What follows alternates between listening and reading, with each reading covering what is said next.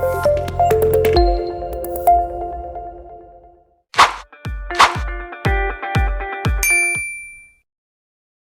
right, so just seek your permission to record this webinar. All right, so this afternoon I'll be talking about two things. One, I'll provide an overview of Internet of Things, IoT. And secondly, I'll be talking about Python for Internet of Things and the upcoming training that is scheduled to start on the 3rd of December. So to achieve that, first I will look at what is IoT, what is digital innovations regarding IoT, some of the technologies involved in IoT. Then we'll just look at one example of application of IoT in smart building. Then I will talk about Python for Internet of Things.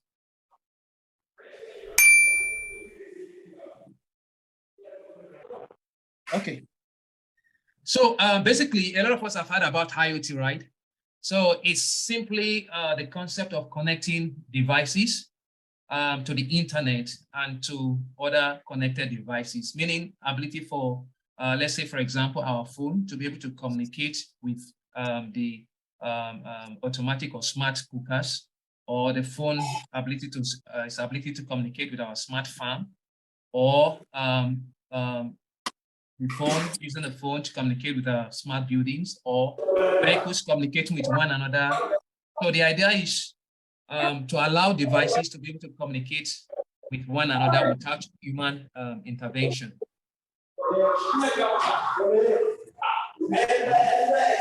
Sorry, can we mute? Please, if you're joining, turn off your mic, please. Okay. So in terms of digital innovation, IoT is the main enabler of what they call cyber physical systems. So when you think about cyber physical systems, you are looking at the physical world communicating with the cyber world.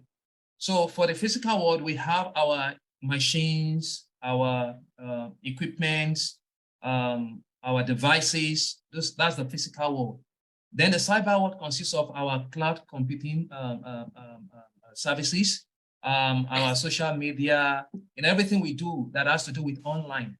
Okay, so the ability for us to communicate between the physical world and the cyber world is what people term as cyber physical systems.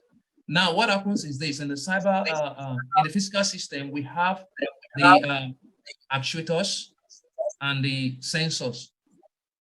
Now, the actuators and sensors, they send data. The sensors send data to our cyber world. So in the cyber world, these data are being curated. Insights are being generated, and from these insights,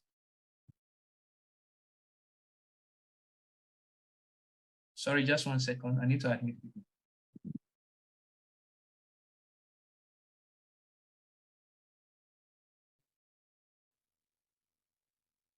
Okay, so from the sensors, data are being sent to the cyber world. So this data are being processed, analyzed, and based on the insights from this data, actions or commands are sent to the physical world to control. So maybe we want to switch off our irrigation pump, or we want to send an alarm based on security breach. So all these commands come from our cyber world, and they control the physical world. So it's all about sending data from the physical world to the cyber world and sending actions or commands to the physical world.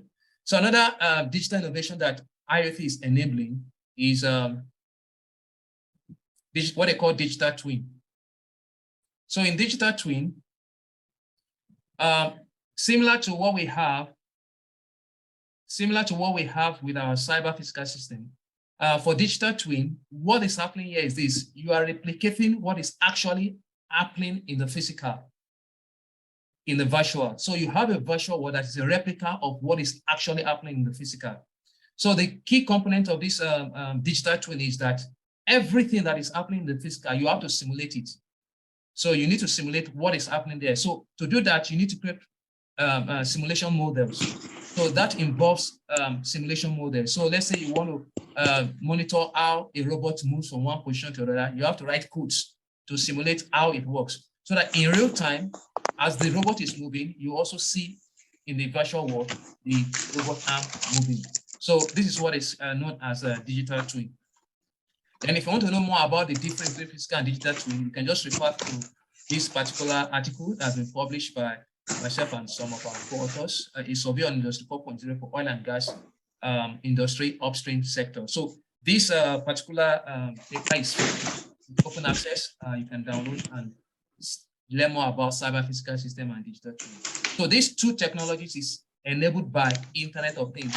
We also have other digital innovation that are coming up, like the fintech, blockchain technology. So all of these technologies are enabled by Internet of Things. So now let's look at the technologies that are involved. So a lot of us, we just know, okay, Internet of Things, you can just send command from your phone. Once you send a command, it's going to switch off your light in your building, or it's going to open your gate, or it's going to switch on the irrigation pump and things like that.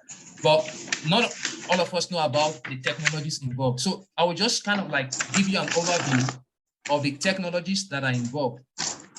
Now, the first thing is your application, right? So you may be talking about smart building, smart security, smart water management, smart healthcare, smart farming, okay? Now, you have your, first thing is your IoT nodes and gateway. So your IoT nodes, which comprises of microcontrollers or embedded systems, are connected to sensors in your application field of application.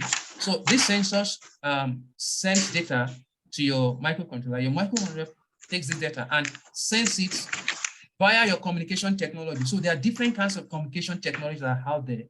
If you look at example is the Sigfox LoRa. These are all long-range, low-power communication technologies that have been designed for IoT. If you're considering the cellular communication, we have what they call narrowband IoT. Then, of course, our known Wi-Fi. So Wi-Fi is something that is known to most of us. We use it in our homes and everywhere. So you can also use that for your IoT communication technology. So this communication technology allows you to send data from your node or your sensor node to the base station, and from the base station to your cloud server. So in the cloud server, we have two types, which is the network server and the application server. So the application server helps you to manage all your IoT devices, because every device has a unique number that has to be registered on the network server for it to be identified as an IoT device, so that it can manage whatever data that is coming from that particular device. Then the next part is the aspect of monitoring and control. This is where a lot of us are used to, okay? So we have all these powerful apps working on our systems, and we can visualize it either using our mobile phone. So this is another technology on its own. So you need to design the web application, or you need to design the mobile app. Okay, so there are actually few processes involved. So first is the data collection. When I talk about data collection, so data from your sensor or data that is sent from your mobile or web application. So maybe you're sending a command, it comes to your IoT nodes, then it actuates whatever actuator that is there, or it controls whatever you want it to control. Okay, so another process is data transmission, which I've explained. Then the other one is data analysis. So that's where all your machine learning algorithms, whatever AI algorithm you're setting up, or data analytic applications you're setting up, all of these are involved in the data analysis, and of course, data visualization and automation. Okay, so let's look a bit further on the technology deployment. All right, so first, like I mentioned, we have our data collection, right? So you have your microcontroller or your sensor node. So these are different sensors that needs to be connected to your IoT node. All right. Then this particular node will consist of a radio frequency modem. So with that modem, it could be Wi-Fi. Some of them consist of Wi-Fi, Bluetooth, Sigfox, LoRa, NB-IoT. So with that, you can transmit your data to your network server. The next one is the data transmission. So here's an illustration. Okay. So we have our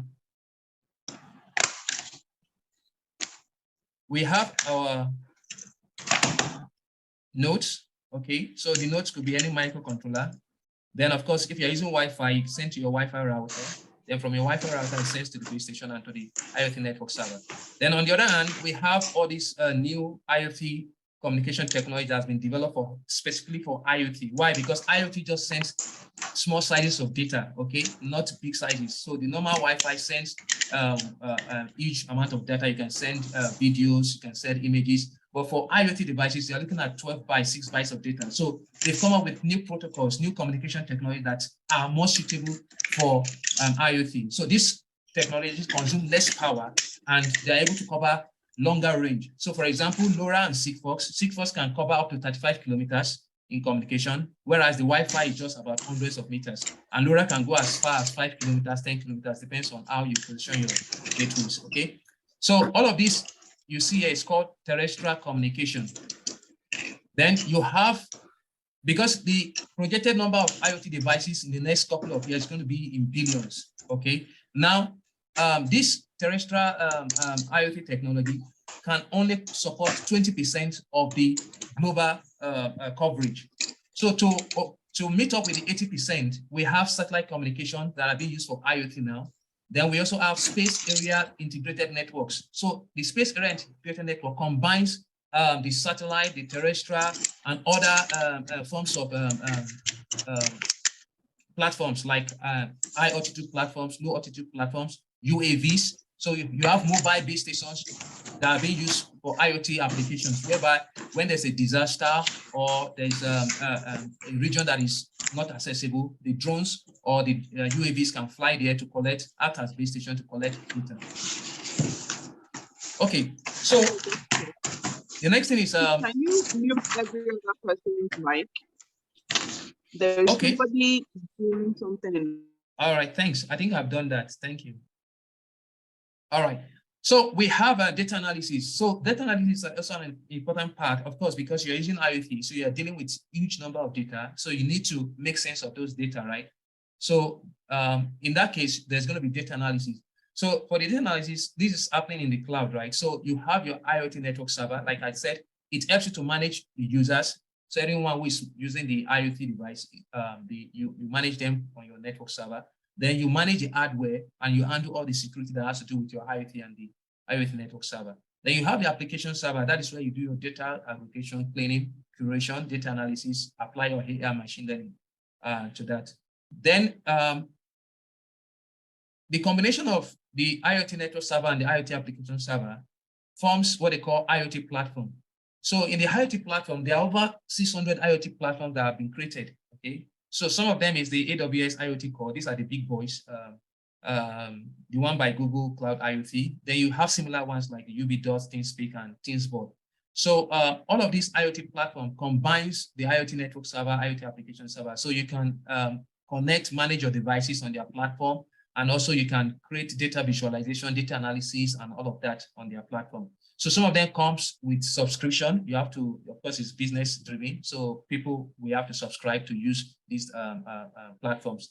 So, but basically one important thing that enables you to use this platform is what they call the API, Application Programming Interface, which I'll probably show you later on.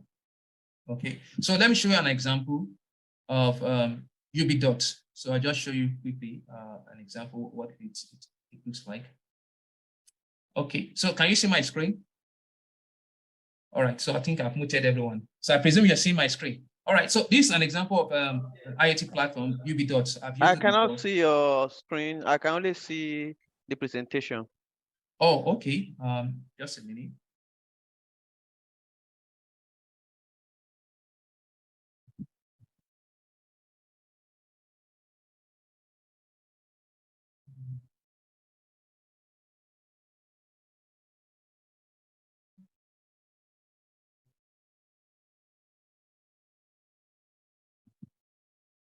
Can you see my screen now, or just the presentation you're seeing? Not yet. Okay, maybe I should later because of time. Slides. Maybe during the question and answer, I show that to you. Okay, so okay. UB.Dot is an example of IoT platform that you can explore. Okay, so for data visualization, of course, most of us are used to some of these things. So this is an example of the UB.Dot. So they have widgets that helps you to create your dashboard, whatever you want to use a gauge or a text display, you want to do graphs, analysis, and all of that. So basically, it helps you to visualize what is happening on your data. Then you can also send notifications or commands as the case may be. So here is an example of application of IoT. Let's say for a smart building. So in a smart building, you have so many sensors that are going to be placed at different locations. So this sensor sends data to the gateways, and the gateways aggregate this data and sends to the base station using any of the communication technologies you have enabled on your IoT node. And of course, those data is sent to the IoT network server using any of the application protocols like HTTP, SSH, COAP, and all of that, or MQTT. And of course, if you are using a platform that supports application server, you may not need to develop your own application server. You can just do whatever you want to do. Otherwise, you can create your own application server, then pull your data from your IoT network server using your APIs. Okay. Then, of course, you visualize your data from your phone or whatever. Then you can also send commands. All right. So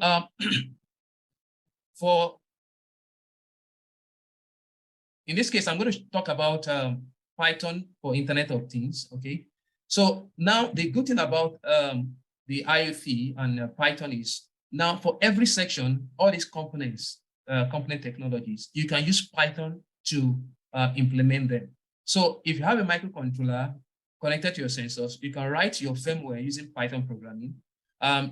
Use Python programming to send the commands that sends data from your controller to the base station, to the network server. And of course, you can also use Python to create your own mobile or web app to pull data from a network server. And if you don't want to use the existing network server, you can also use Python to create your own network server. And the good thing is there are a lot of free libraries that can help you implement this. So let's say you are working on the microcontroller aspect, you can use MicroPython or CircuitPython. There are several Python IDE that are out there that are very good for this purpose. Tony, VS Code, MU, Editor. Then you can create your application server using Dash, Django, and all of that. So Python helps you to develop an end-to-end IoT system. Okay. So now, for those who may be interested in learning about using Python for IoT, so we have put together a very special training, which is going to start on the 3rd of December and 7th of December. So it's going to run twice every week.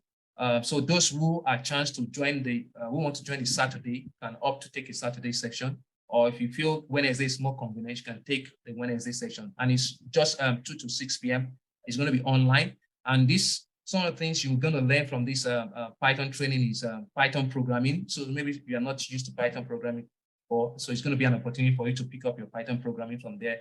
Then you learn how to use Python programming for microcontrollers and embedded systems. You learn how to use some of the new softwares we'll be introducing to you. Then, of course, you learn how to use Python to create your database management, because if you're working with data IoT, you should be able to create your own and manage your own database.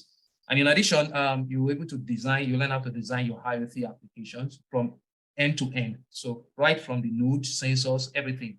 And it's going to be hands-on. We've prepared the IoT kits. There are about 16 or 17 components in the box. So different sensors. If you want to try sensors for smart building, agriculture, we have all these sensors in there that you can use during the training. So you're going to learn about it, see all those protocols I've talked about.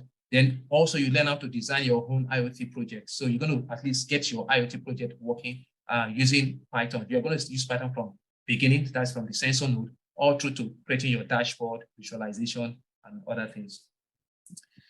So it's going to be a 10-week course, 2 to 6 p.m. West African time. It's 1 day per week. You can either select Saturday or Wednesday. It's going to be hands-on. So we're going to send you the kits once you are registered. Then the cost is 130K. But for those who have joined this webinar, we're going to give you a one-time 10% special discount, which you can take advantage of. Okay. All right. So that is all for me. Thank you. I would like to pass the time back to our moderator. Okay, thank you so much, Dr. Elijah. Wow. That's actually, I'm sure that's quite a lot to take in for some. Okay, but we'll be opening the floor to questions. Now, so I know it's a little bit early to post the link for responses. That's the Google link, but I posted it anyway. So please fill the response form. And okay, so that's one. Then if there are any questions, please kindly raise your hand or turn on your mic and ask them. Now, before that, I just want to note that in case we are not able to take your question, in filling the response form, in the comment section, you could write out your question, and I'm seeing it live now. We'll definitely get back to you. Thank you so much. So if there are questions concerning the training, please turn on your mic and ask.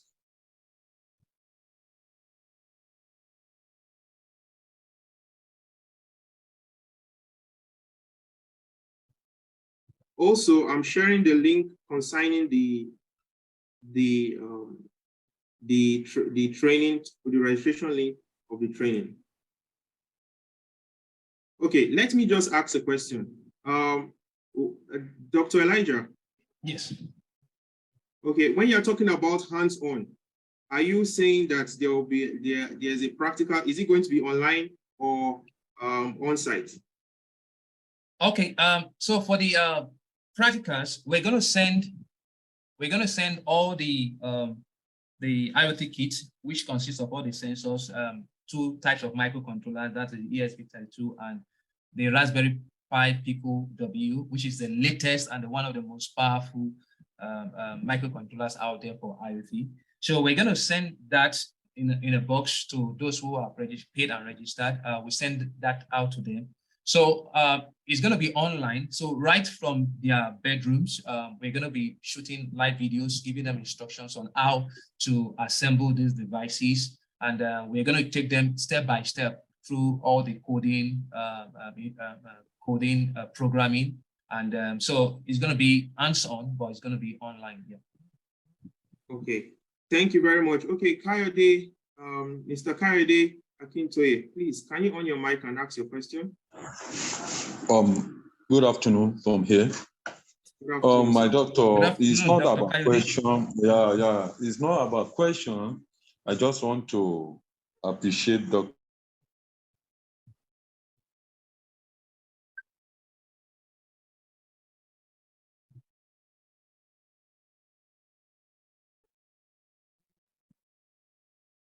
Elijah and for. So please, can you, I'm not hearing you. Am I the only one not hearing? Okay, I've known him when we were in UTM, and he has not disappointed, and what he's doing, I want to say, I want to partner with him. I want to encourage him to be doing it. We are feeling his presence. We are feeling the way he's dishing or sharing the knowledge. I know he's going to places. So. Thank you so much, sir. Thank you very much, Dr. Kayode. Thank you so very much, sir. Okay. Mr. Abaf, sorry if Abaf, please, can you thank you very much. I just want to appreciate you. That's all. Thank you, sir. Thank you very much, Dr. Kayode. We appreciate that. Yeah. Thank you. Dr. Yes, go ahead. Yeah. Hey, Dr. Elijah. Good afternoon. Afternoon. I decided to join your webinar. Great. Nice work going on there. Yeah, I just wanted to ask, right? Yes. Quickly. You talked about shipping the tools to people. Yes. Are you shipping only within Nigeria or what? The current arrangement is within Nigeria, but if you are outside Nigeria and we can find a way to send that to you as well if you are very keen to be part of it. And because I was thinking shipping outside Nigeria might be quite expensive. That's why I was thinking maybe even the 130K is not.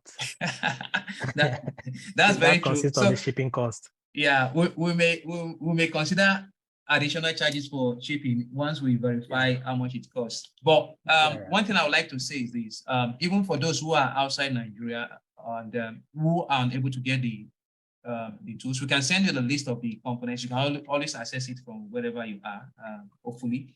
And then, in addition, we have online simulators that can replicate what the physical things we do as well. Maybe not 100%. Yeah. So you can also join, and you can use at least learn the how the design is done, the programming is done. There are online simulators we can use to replicate what the physical things can do. So that's why we're talking about digital twin, right? Okay. Then finally, I want to say that although the presentation was brief and is supposed to give it's supposed to give an idea of what is going to happen, but I think you need more of like I would say, in a sense, marketing, in the sense that people need to know what to expect, what to gain from it, not just the knowledge, because we need to be able to put up together the marketing in the sense of like the profit to the costs.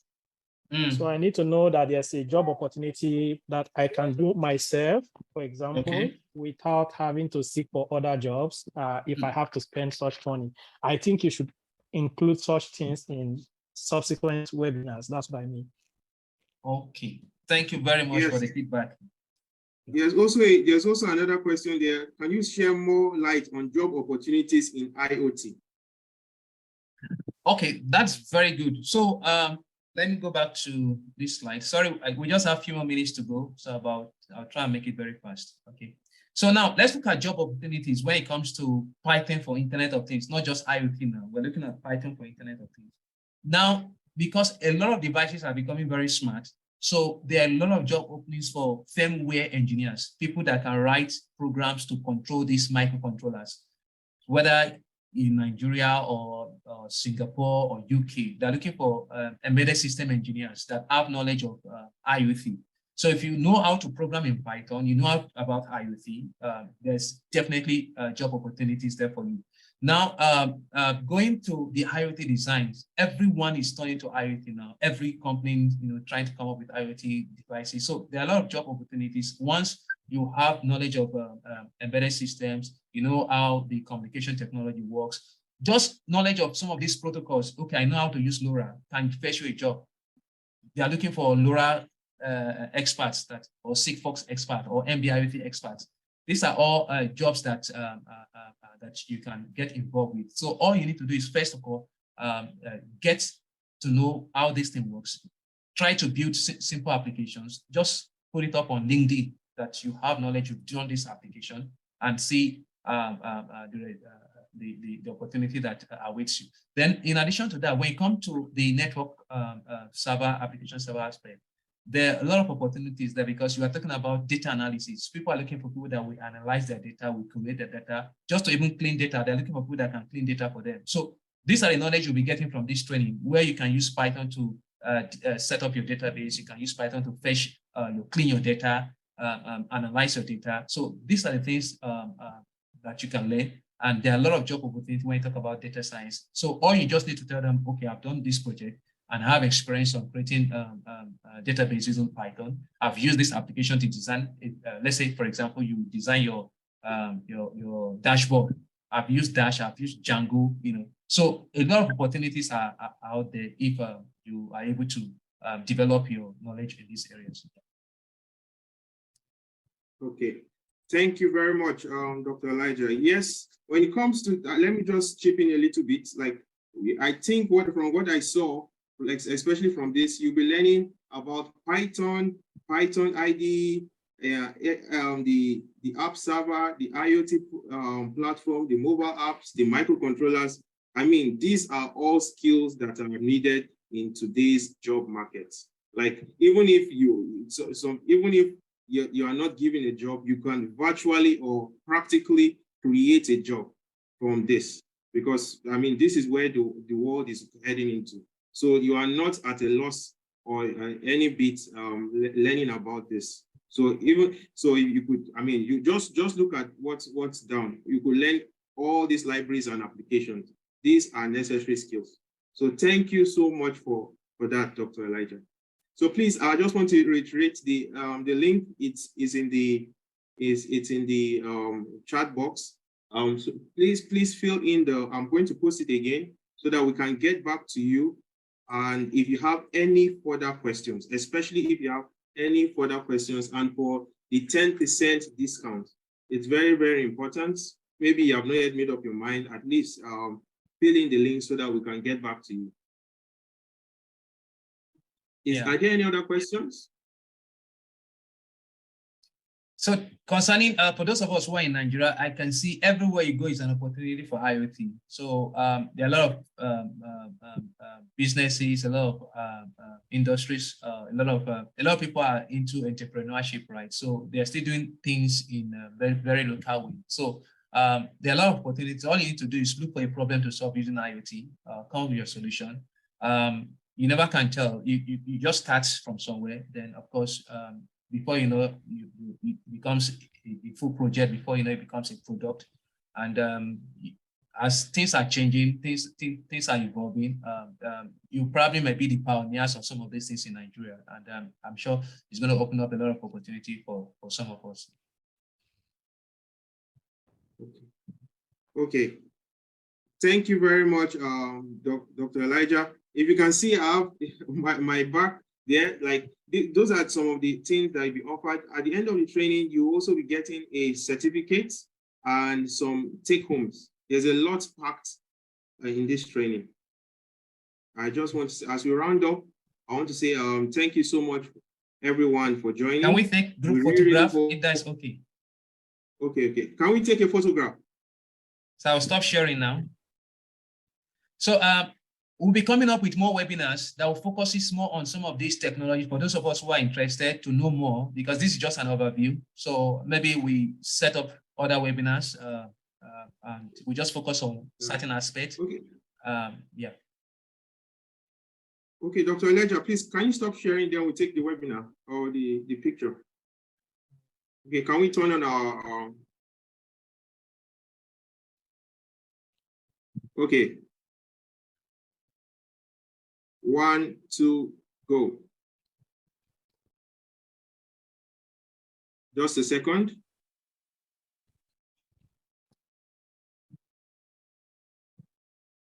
Okay.